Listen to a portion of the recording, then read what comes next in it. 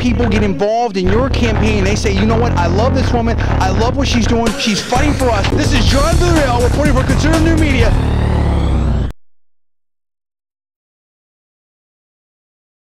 Okay, let me go through my list right now, and I'm asking everyone, if you're at home, get something to write with right now, or on the computer or whatever. So I'm going to give you a list of some folks here. You may have heard of a lot of these people, you may not have heard of some of these people, and I could go on. I could do 50, I could do 100, but these are 25 that you need to plug into right now. And I actually, now that I think about it, I'm probably going to give you 26.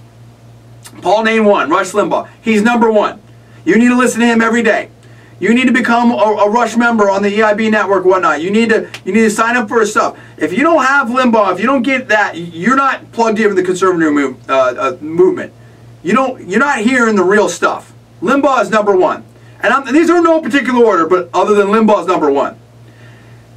Beck is right there too. Levin is right there. 3, Hannity's right there as well, no doubt about it. Those 4 are, I think, the cornerstone of the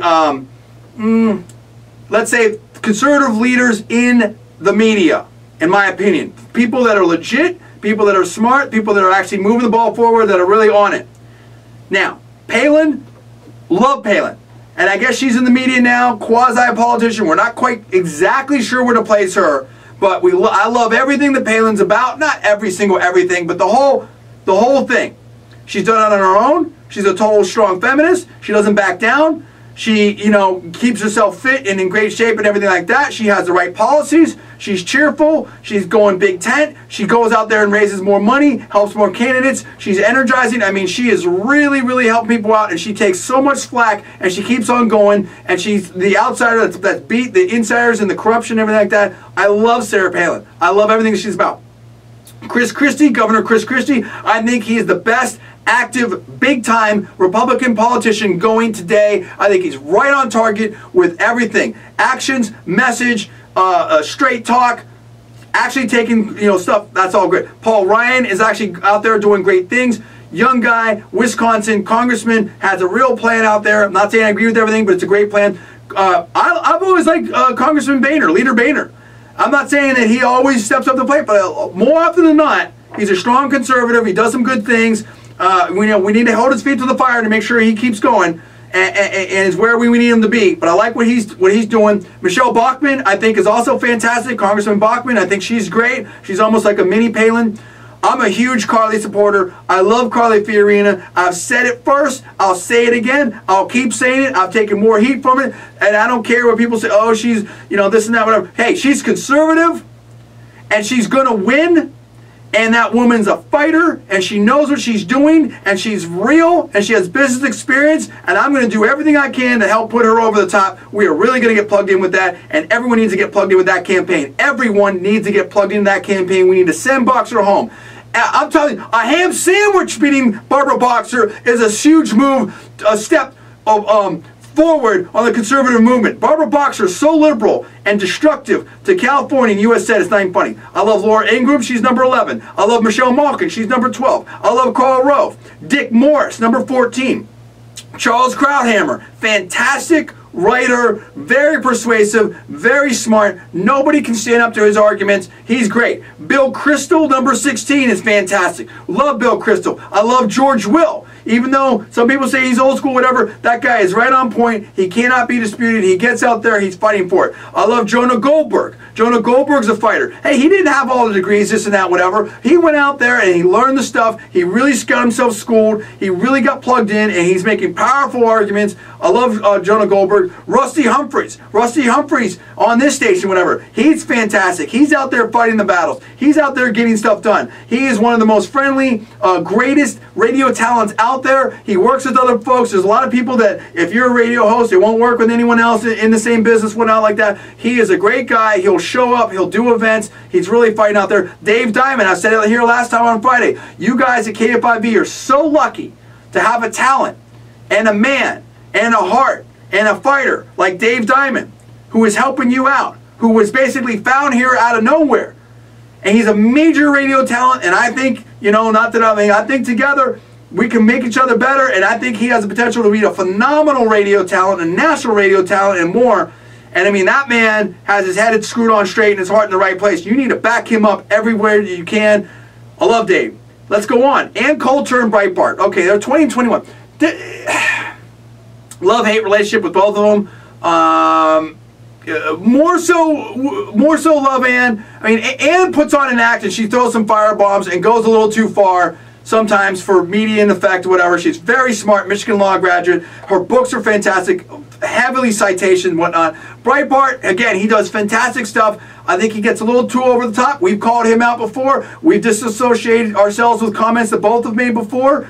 But, I mean, you know, I'm sure we'll work with both of them again in the future and whatnot. And look, I've put my foot in my mouth plenty of times too, and I'm sure I'll do it more in the future. So, you know, again, we don't sign on to everything they do, but they're very important. They're fighting the fight. They do great things out there. A great gut feel, someone that you might not know if you don't stay up that late. And yeah, he's a comedian, and I'm not saying that he's, you know, one of the leading voices on point, but he comes up with some really, really great stuff in his monologues. He's become more and more sort of political. He's become more and more intellectual on it, and he speaks to a younger audience out there. I really like what he does. We've been in communication. We might do some events later in the future and whatnot. I like Greg Gutfeld a lot. I like what he's doing, and I think that's fantastic. Now, let's talk about some more. Art Laffer. Art Laffer, he is fantastic. Nobel Prize winning economist. And Art Rush talks about him sometimes. I've studied him extensively with, you know, in law school and business school and in undergrad with law and economics.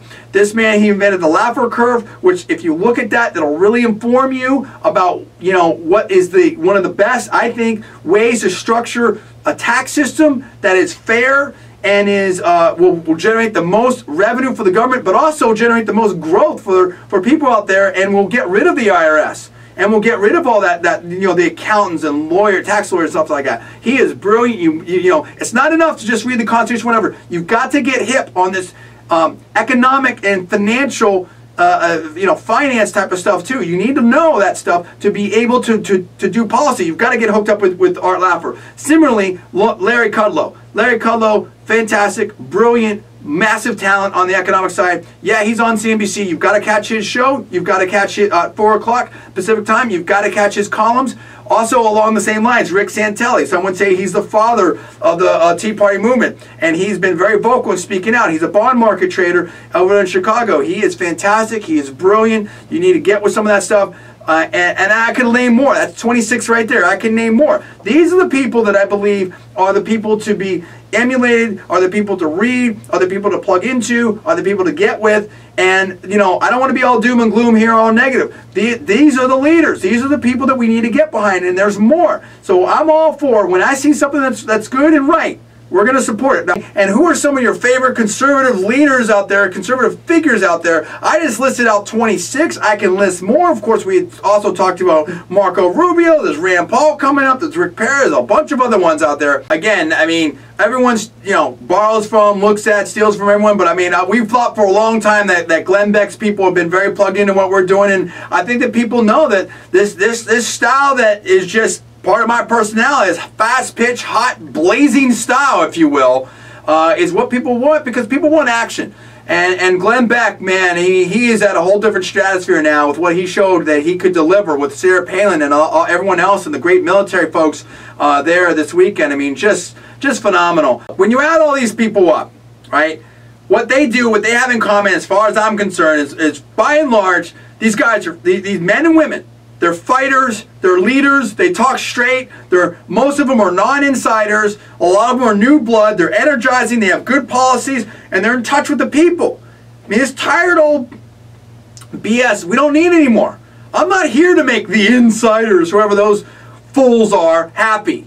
I'm not here to play footsie with the liberal media and stuff like that. I'm not here to just go along, get along, and stuff my pockets, lose elections, raise the debt, raise the deficit. I'm here to do something to set this country right again. That's what I'm about. That's what you're about, Paul. That's what conservative new media is about. And anyone can Google our name and find us and go join us. That's what KFIV is about. That's what Dave Diamond's about. That's what Rusty Humphreys is about.